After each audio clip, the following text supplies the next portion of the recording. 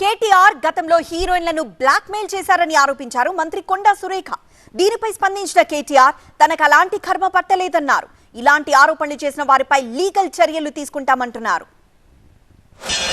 మరి ప్రజల సొమ్మునంతా దుర్వినియోగం చేసి ఈరోజు మీరు కోట్లు దండుకొని ఒక పక్క నీ బిడ్డ లిక్కర్ స్కామ్లో మరి 100 కోట్ల కోసం జైల్లోకి పోయింది. నీ కొడుకేమో ఫోన్ ట్యాపింగ్ చేసుకుంటూ ఈరోజు ఎంతోమంది హీరోయిన్లు అటువంటి వాళ్ళను కూడా బ్లాక్మెయిల్ చేసి కొంతమంది అధికారులను ఈరోజు బలి చేసి వాళ్ళ ఉద్యోగాలు పోయి జైళ్ళలోకి పోయేటువంటి పరిస్థితి తీసుకొచ్చిండు. డైరెక్ట్గా ఆధారాలు ప్రజల ముందు పెట్టే దమ్ము లేదు. ఏముందో విషయం ఎవరికి తెలియదు. పోలీస్ రిమాండ్లో ఉన్న వాళ్ళకి కూడా ఫోన్లకు వెళ్ళి మీకు లీకులు వస్తాయి. ఈయన లీకు వీరుడు. మరి ఈ లీకు వీరుడు ఏదో కష్టపడి నా క్యారెక్టర్ అసాసినేషన్ చేయాలనే ప్రయత్నంలో చాలా బలంగా ఉన్నాడు.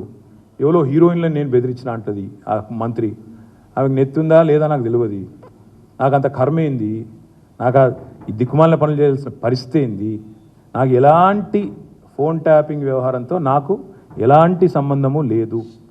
ఈ అడ్డమైన మాటలు ఎవరైనా మాట్లాడితే, చెత్త మాటలు ఎవరైనా మాట్లాడితే వారు మంత్రి అయినా ముఖ్యమంత్రి అయినా తాట తీస్తాము, లీగల్గానే చూసుకుంటాం. తాట తీస్తామంటే మళ్ళీ మీరు ఇదే యూట్యూబ్లో తమ్మునీళ్ళు పెట్టి తాట తీస్తామన్నాడు ఈయనకు అహంకారం ఎక్కువ అని చూపెడకూరి.